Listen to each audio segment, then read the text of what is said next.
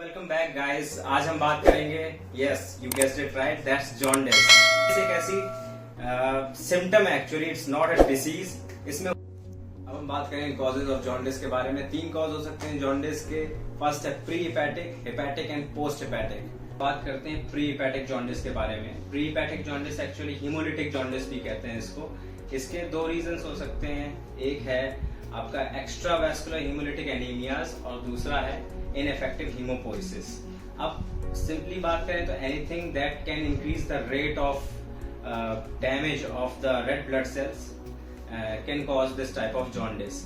अब extra vascular haemolytic anaemias में क्या होता है, कोई भी ऐसी कंडीशन जो कि आपके मैक्रोफेज सिस्टम को ओवर ड्राइव पे ले आती है, जिसकी वजह से जो आपकी आरबीसीज हैं वो 120 डेज के पहले ही आके मैक्रोफेजेस उनको आते हैं, इनगल्फ करते हैं और उनको खत्म करके अनकॉन्जुगेटेड बिलिरुबिन क्रिएट करते हैं। अब ये अनकॉन्जुगेटेड बिलिरुबिन इतना ज्यादा क्रिएट होने लगता है कि लीवर की अपनी एक लिमिट होती है अनकॉन्जुगेटेड को कॉन्जुगेट करने की। अगर ये लिमिट एक्सीड कर जाती है और बहुत ज्यादा अनकॉन्जुगेटेड बिलिरुबिन बनता है जिसको लिवर कॉन्जुगेट नहीं कर सकता, तो अनकॉन्जुगेटेड बिलिरुबिन एक्यूमुलेट होने लगता है ब्लड में और इसका लेवल राइज होने लगता है। तो टोटल बिलिरुबिन का कंटेंट ब्लड में राइज होने लगता है, जो कि जो नॉर्मल लेवल होता है वो 0 to 1 mg पर डेसीलीटर होता है। और एक्यूरेटली बात करें तो 0.5 mg पर डेसीलीटर। इसका लेवल अगर 3 टाइम्स ब्लड में बढ़ जाता है, जो कि 1.5 mg पर डेसीलीटर होता है, तो we can see the person is jaundiced. और अगर हीमोलिटिक जॉन्डिस की बात करें प्री हिपैटिक की, तो इसमें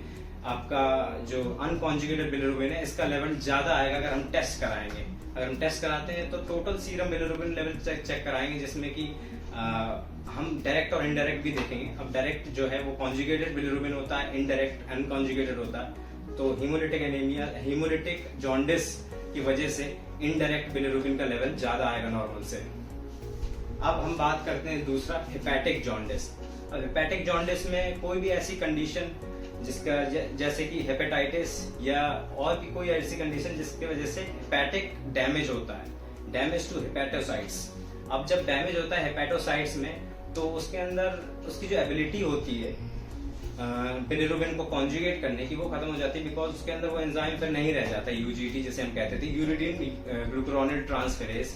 अब जब ये नहीं होता है तो इसके अंदर जो भी कॉन्जुगेटेड बिलिरुबिन होता है वो ब्लड में रिलीज हो जाता है, और जो अनकॉन्जुगेटेड होता है वो लिवर कॉन्जुगेट नहीं कर पाता है। तो हिपैटिक के केस में अनकॉन्जुगेटेड और कॉन्जुगेटेड दोनों बिलिरुबिन ब्लड में बढ़ते हैं, इसकी वजह से टोटल बिलिरुबिन लेवल बढ़ जाता है। अब इसका रीजन हो सकते हैं जैसे कि हेपेटाइटिस हो गई, जो कि वायरल हो सकता है, या तो ऑटो इम्यून हेपेटाइटिस हो गई, जिसकी वजह से हेपेटिक जॉन्डिस होता है। अब हम बात करते हैं तीसरा, जो कि पोस्ट हेपेटिक है, जिसे हम ऑब्स्ट्रक्टिव जॉन्डिस भी कहते हैं। इसमें होता क्या है कि इसमें कोई भी ऐसी चीज जो कि बाइल फ्लो को ऑब्स्ट्रक्ट करती है, यानी आपके जो सीबीडी है, कॉमन बाइल डक्ट, उसको ऑब्स्ट्रक्ट कर सकती है। जैसे कि अगर कोई गाल स्टोन फॉर्मेशन हो जाता है, वो आके अगर ऑब्स्ट्रक्शन क्रिएट करता है गाल कॉमन बाइल डक्ट में, तो जो बाइल है वो रिलीज नहीं हो पाएगा। इसमें लिवर भी सही होता है आपका, ज्यादा हीमोलिसिस भी नहीं हो रही होती, बट जो बाइल है रिलीज उसका नहीं हो पाता है, बिकॉज कहीं ना कहीं ऑब्स्ट्रक्शन होता है।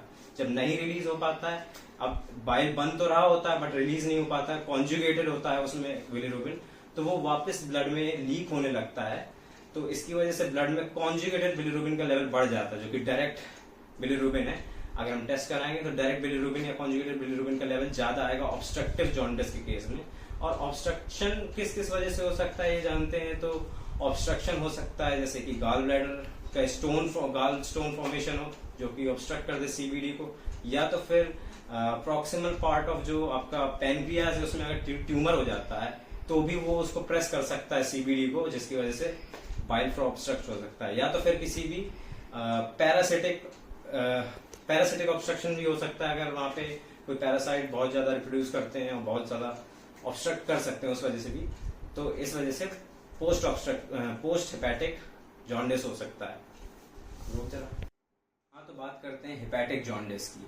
अब हिपैटिक जॉन्डिस में क्या होता है कि किसी वायरस की वजह से हो सकता है, वायरस से किसी भी चीज की वजह से अगर आपके हेपेटोसाइट्स में, लिवर में डैमेज होता है, तो वो जो रीजन है हो सकता है वो हिपैटिक सेल्स की इंजरी कर सके, हेपेटोसाइटिक injuries.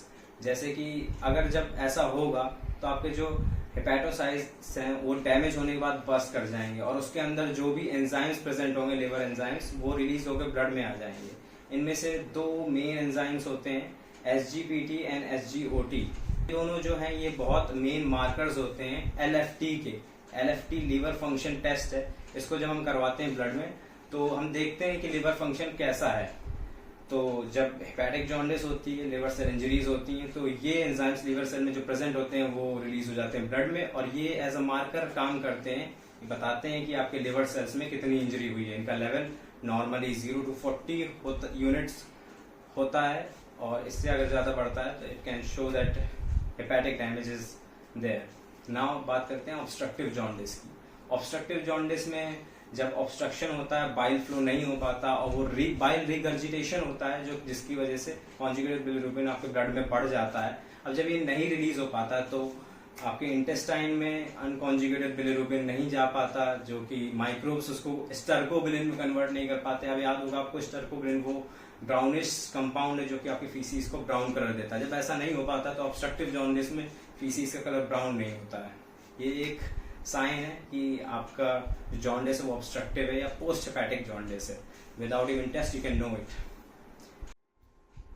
So that's about the jaundice. अगर आपको ये वीडियो पसंद आया तो please give it a thumbs up and subscribe to the channel और बेल आइकन दबाना नहीं भूलिएगा ताकि आप नोटिफाई होते रहें जैसे भी मैं वीडियो अपना पोस्ट करूं।